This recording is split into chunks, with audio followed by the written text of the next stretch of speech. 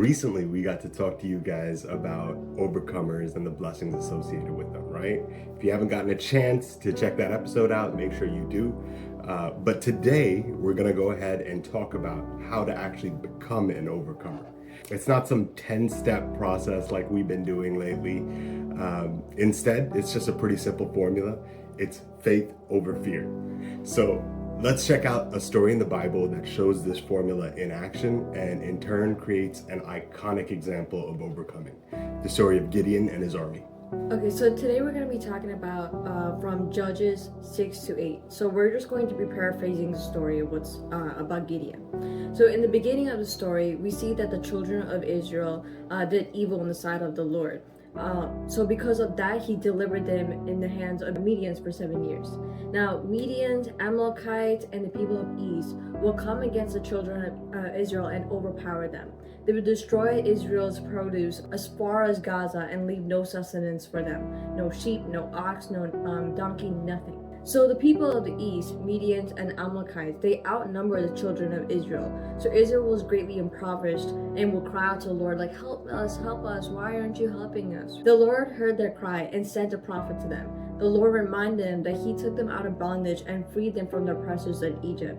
He is the Lord, their God. So they shouldn't fear the God that the Amorites are worshiping. But the children of Israel did not obey God's voice. So the prophet that he sent to them was named Gideon. God sent his angel to Gideon and told them, the Lord is with you, you mighty man of valor. But Gideon was questioning the angel, wondering where God was, right? He looks around and sees what's going on in their land. And he's like, where is God? I thought God was, I heard all the promises that the Father has told, like our forefathers have told us, and I don't see that promise, right?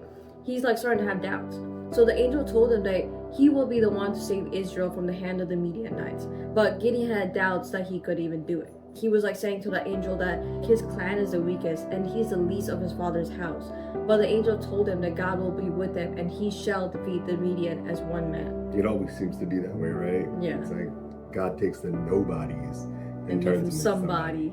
So Gideon said, okay, since I found favor in your sight, show me your signs, that it is really your voice that I'm listening to. He ended up realizing later on that he was truly talking to the angel of the Lord.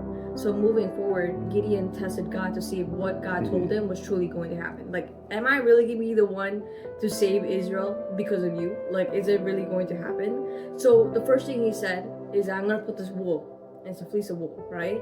And I want you to make this wool wet while I put it on the ground and make the ground dry.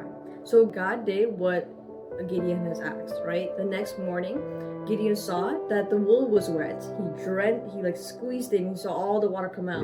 But around the whole ground was dry, right? So Gideon was like, all right, that was a little too good. Let me get a little quinky dinky, right? So he's like, let me ask another favor to God. I really want to see if what you're promising is going to actually come true. So he said, make the wool dry and make the whole ground be wet, right? A little bit of a harder ask this time. Yeah. So God listened and did what he did, right? So the next day, Gideon saw that the wool was dry, but the whole ground was wet. So he's like, all right, cool. Now I can really, truly trust you and put my faith in you because what you did came out and ended up true. So as we continue into the story, right, God gives Gideon orders of who is worthy to fight in this battle and who should go home, right? The battle is between Gideon and his army against the Midianites, the Amalekites, and the people of the east. As usual, Israel surrounded. Yeah, exactly. So he's like saying, okay, he gave the orders. This is how you're going to see who is worthy, who is not worthy. And we end up seeing in the story that the number of armies kept getting smaller and smaller, right? Gideon's army, right? Yeah, Gideon's army kept getting smaller and smaller. The whole point of God doing that is because all the glory shall go to him, and he will show how powerful he is to his people. So just to give you a picture, the number of men in Gideon's army kept getting smaller, meaning like it went from, I think, over 20,000 to like 300 people. Now it was 300 people, small little army compared to the other Midianites, Amalekites, and the people of East army, right? They had 15,000. So you can see how are they going to fight? It's a big outnumber. This is like, these guys are the original Spartans, hundreds of years before Spartans actually were a thing. The 300 versus the rest. Right, exactly. So, from a human point of view, you're going to have doubts, right? You're going to be like, what the heck? How is this little army going to fight against those big army, right? Right. But God says with him nothing is impossible. Now, just to move forward with the story, you see that Gideon's little army, ended up fighting and conquering the Midianites, the Amalekites, and the people of the east, right?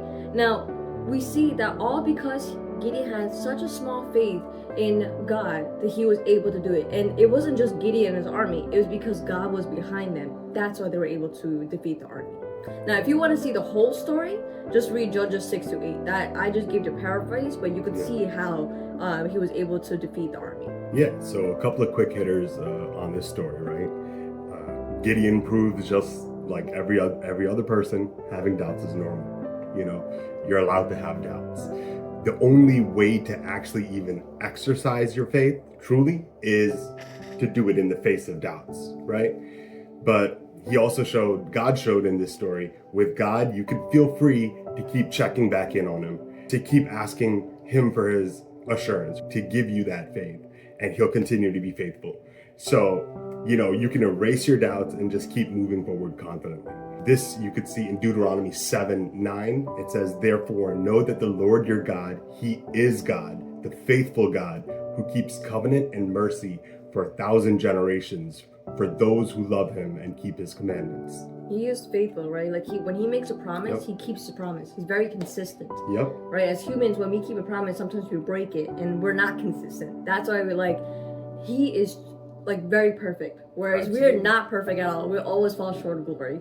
Yeah, and that's why Jesus came down here to set an example for us so we can follow his lead, right? Right. So Gideon also showed us when you show true faith, God has a tendency of taking your situation and making it even more lopsided against you. This is what he does so well throughout the whole Bible, is he takes a seemingly impossible situation and makes it possible. As if it wasn't bad enough going against armies that are teaming up and surrounding you, trying to take you out. As if that wasn't bad enough, God made Gideon exercise his faith even more by letting people go from his army that truly weren't with it, that weren't passing the standards. So he let all of those people go, and he still gave Gideon the victory. And it shows that God, it was all him, because it's against truly impossible odds. How much faith do we need to have for this to even happen? God says not that much. All you need is a little bit to move mountains, right? In Matthew 17:20, it says, "So Jesus said unto them, because of your unbelief, for assuredly I say unto you, if you have the faith of a mustard seed, you will say to this mountain, move here to there, and it will move, and nothing will be impossible for you." Now, anybody who has actually cooked and knows what a mustard seed is, now for the ones who don't know, you see the mustard seed is very, very tiny. Like it's a little tiny seed. It's tiny. And Jesus is saying that if you have a faith just as tiny seed as a mustard seed, right, then you can move a mountain. Yep. So you can imagine, like, if you have your faith even increase even more, how much bigger can you move? Absolutely. Right? A mountain Nothing is huge. will be impossible for you, it says at the end of that verse. Exactly. So there are two types of fear, right? The worldly fear, where fear stands for forget everything and run. Just get out of there. It's scary. And then there's the godly fear, which stands for face everything and rise. And then there's faith, fully anticipating it to happen. When we put faith over fear, God turns your simple everyday life into one for the history books like Gideon. But not just in the ways of the world, but more importantly, in God's kingdom.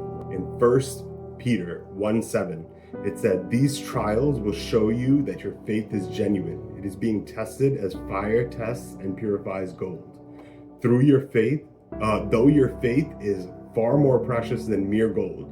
So when your faith remains strong through many trials, it will bring you much praise and glory and honor on the day when Jesus Christ is revealed to the whole world." Just like how we said in our last video, the ones who overcome, who stays, there are actually huge blessings to it. And this is saying the same thing. The ones who are going to endure until the end, they're going to see the praise and glory and honor on the day when Jesus Christ is revealed, right? When we see them in the end times. Yeah, and that's not to say that, it's not going to get scary, but even when it gets scary, you got to know, you hold on to that faith. Yeah. Because God got you. And in the and it'll make sure that you come out on the top. Well, that's all we have for you guys. We love you as usual. Bye. Bye. Love you.